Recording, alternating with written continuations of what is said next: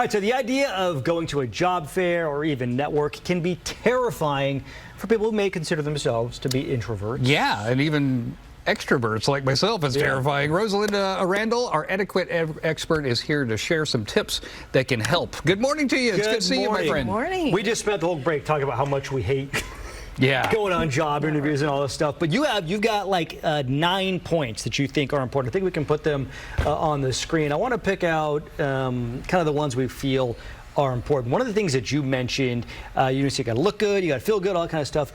But we talked about the meal, going out to dinner, if they take you out to dinner. Yes, because it could turn into that, you know, and when you go out in a business related, especially if it is a job interview, job fair, just, you know, college applications, sometimes employers will take you there to see how you react to certain things.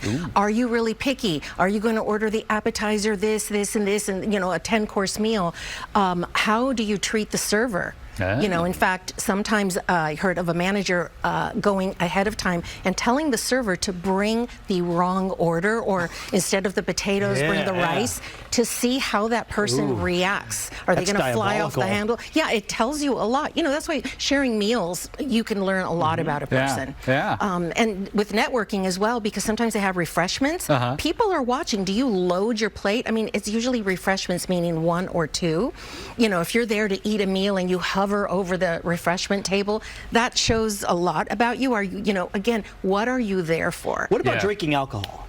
If you're under 21, please don't do it. Yes, but, but I would say if you know yourself that, you know, I've heard people go, oh, 1 and I'm just like tipsy, then don't drink 1. That's not what you're going there for. But a lot of people I've heard over the years of networking, well, it's free, so you want to take as much as you can. Again, what is your purpose for being there? So I advise no alcohol or nurse it. And that's more like for like a networking event as opposed to like a one-on-one job interview. Yes, well, even at a job interview, I probably wouldn't order anything. Yeah, unless maybe the boss does. Yes. I heard a story of somebody though who had to drive the interviewer home because the interviewer drank too much. Yeah. Oh no!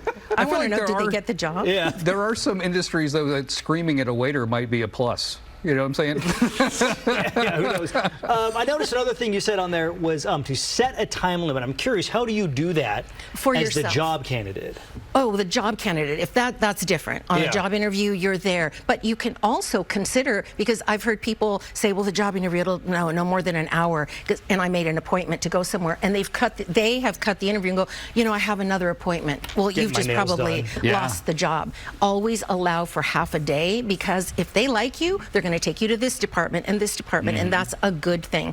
But for networking, if you're an introvert and you really are nervous, just set a 30-minute limit, just so you know there's an end, you know, to the torture that you might be feeling that you're going through.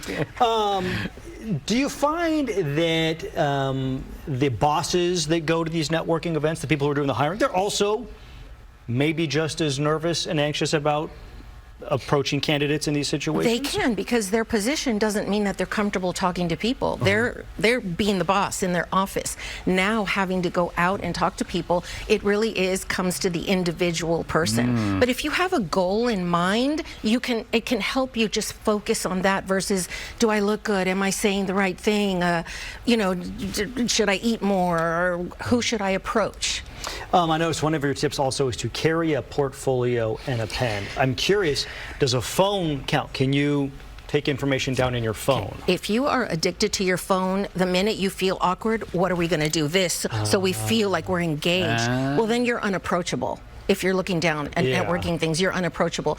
I think that carrying a portfolio, as old school as that sounds, is for those people who are nervous, who have to look at their phone, have an addiction, or like to fidget, or pick up things and, you know, play with things. It gives you something to do. And also, some people still hand out business cards. It gives it a little bit more appropriateness, I guess, if you get the business card and put it in your portfolio versus shoving it in your pocket with 50 others. You know, but it's more for the nervousness. It gives you something to hold on to. Yeah, like a little whoopee. me. Yeah. Yeah. Put you on the spot here. If you can tell us, what's your worst job interview or networking story that you can share with us? The worst networking story, and I put this in my book, and this is honest to God truth, is that's why I don't eat at networking things. A lady was eating, and we were close because sometimes they're very loud, and she was talking. Yes, a morsel landed on my lip. Oh my gosh! And I had no Listerine with me, so all I did, I mean, I could have said, ew, you know, but I just kind of, okay, and excused myself, because if you're still eating, it's going to happen again. So, yeah. All right, well, you've got your book out, as you mentioned, you got your website. We're going to link all that to our website, gooddaysacramento.com. A lot of folks, maybe perhaps college graduates, going to be doing this here in the near future. I think that's all some very great advice. Rosalinda, thank you so much. We appreciate it. Thank you. It's good to see you again. Always. My lip, still thinking about it. I know, like, ugh, about that.